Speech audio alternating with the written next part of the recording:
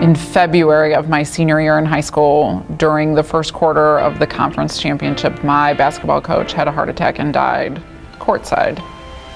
And so that was a major moment in a young life for me, not just because of my limited experience with death at that point, but because I knew what an impact educators had on me. I would say what inspired me to become a teacher is as I went into college and wasn't quite sure what I wanted to do, I started thinking back on all the teachers and coaches that had a positive impact on my life, and I kind of wanted to do the same. The teachers that I had in high school, mainly my baseball coach and Spanish teacher, which is kind of funny because I don't really know Spanish, but I had her for Spanish sport, and I thought she was just a great teacher, so that was my big thing. Well, when I was in college, I studied abroad in Mexico City, and I actually volunteered at an orphanage, and I did pretty much everything. I taught English, I taught Spanish grammar, I cut their hair, I fed them, but I really fell in love with teaching at that point. When I was in college, I worked in the inner city as a tutor, and really liked it. I wasn't expecting to like it. I was actually a business major and just decided to help out a little bit, teaching kids some general studies. It wasn't even math. It was math, history, writing, and really liked tutoring, and decided to switch my major from business into math. Well, first off, the subject matter alone inspires me. America needs to learn history, not just for dates and facts and things, but to understand long-term trends, to understand parallels. History doesn't repeat itself, but there are parallels that we can learn from, and I fear that America, who doesn't know her history or world history, can't respond to new challenges. Funny answer, nothing. I wasn't studying to be a teacher at all. In fact, I was in medicine. I was studying to go into anesthesia, following my father's footsteps.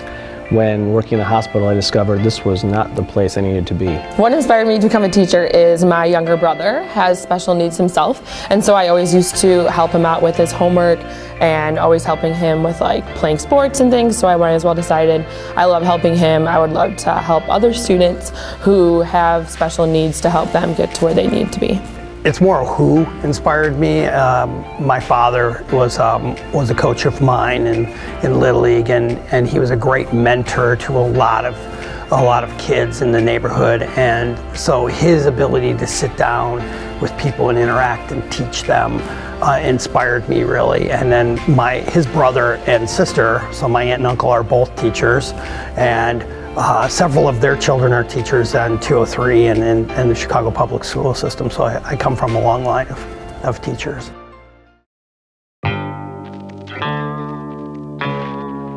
Kruger has this story on how this went the day of the lockdown. So the principal at the time went on the intercom, and she sounded like she was in a panic. She had not been reading from the script at all. She said, "Attention, this is an emergency, this is not a drill, this is a lockdown." And I kept hearing all this bang, bang, bang, bang, bang, bang sounds. And so I thought it was, in my head, worst case scenario, an intruder. So I stood right by the door, and thinking, whoever's going to come in, they've got their minds made up. So I had a tardy log binder in my hand, because I had no weapon, but I had a tardy log binder in my hand, ready to hit whoever comes in and attack them. And so the door opened up, and the first thing I saw was a gun. So I tried to grab the gun, not knowing it was the police. And the guy said, "Police!" And I went, "Oh, and it alarmed the police officer so much that he grabbed me and he put the gun to my face in front of the kids. And I was really lucky he did not shoot me in the face, because that would have been embarrassing. It was completely exaggerated, and by the next morning when I came to school, I had never felt like I had been more stared at by everybody. Just as the school was getting out, we had a tornado warning come through, the skies turned green, and trying to herd thousands of kids back into the building at 2:30 was nearly impossible, and the winds were screaming everywhere, trying to jam everybody into the teacher's bathroom and in the teacher's mailroom. in the teacher's cafeteria because it was like the only safe spot. Probably the second year I was teaching, you know, middle of the morning, the worst, most poorly behaved kid in the class, who was hilarious, admittedly hilarious, starts coughing, like really, really coughing. And I'm like, oh, you're funny, JJ, knock it off, stop coughing. Like, so, the coughing was so animated it came across as, you know, fake. Then the girl next to him starts doing it, and it's so ridiculous. The coughing is overtaking them, and I'm like, stop coughing, you're, you know, like causing a scene, knock it off, just and then I'm overcome. And so I start coughing, pretty soon everyone starts coughing, we're piling out of the classroom into the hallway, 3 classrooms on the same side of the hallway as us, everyone's doing the same thing, it's mayhem. And we came to find out later that some kid had gone up on the roof and sprayed pepper spray into the air conditioning intake, but it really was funny. Like, even at the time it was happening, it was funny. Because, you know, I really believed I'm smarter than you, you're not gonna get over on me, you're not gonna have this infectious cough go around the classroom, until I started choking in the middle of yelling at them, and it really, really was hilarious. My first year teaching, I actually taught in Chicago Public Schools on the west side of Chicago. One day after school, I noticed that a lot of kids were congregating outside the parking lot, and I was wondering what was going on. And then I saw that it was going to be a gang fight. So I ran downstairs, tell the police officer, hey, there's something going on outside, and being a gang fight, you know, I'm not gonna get myself in the middle of that. So I look outside and I notice that they're actually fighting right next to my car. So what I do is I run outside, and at this point they're already going at it. They're on top of my car, scratches all over the top of the car. One student gets dragged along the car and knocks down my side mirror. It's completely shattered. I'm trying to get him off my car, pulling kids down as nicely as I can, obviously. About $500 worth of damage. I had a couple of kids that thought it would be funny if they would kidnap one of my computerized babies from parenting class, the baby think it overs. They went as far as to, in my mailbox, put a ransom note. And actually I was going to try to find it, but I couldn't find it, but I have it somewhere. A ransom note that they went ahead and cut the letters out of like magazines, and it says, baby held for ransom, $10,000. So I had that in my mailbox.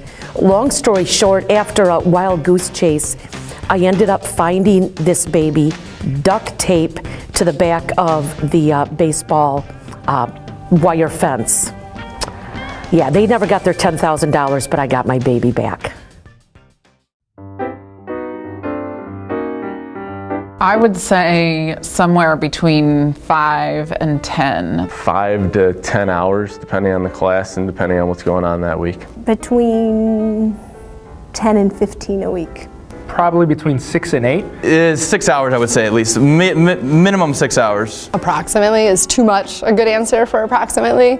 Any chance I get, any period during the day where I've got 5 minutes, I'm grading. Actually, I know I'm in the English department, but I would like to do like a math problem for you all. If you will just kind of like, we just like above my head do like 150 students times 5 papers. I can actually do this out loud. 150 students write 5, that's how many I have. They write 5 papers per semester. So I have about 750 major papers that I grade per semester. It takes me about 10 minutes to grade a major paper. So that's 7,500 minutes, which comes out to about 125, I think, hours. If that's wrong, delete all of this and just know that I teach English. But if that's correct, 125 hours is just my essay grading over the course of a semester. That's no speeches, that's no worksheets, that's no reading of the book, that's no writing tests, that's no prepping, you know, for your assignments. And so if you're asking me how much grading I do outside of the classroom, I would say probably on average 10 to 12 hours a week. And I'm always behind.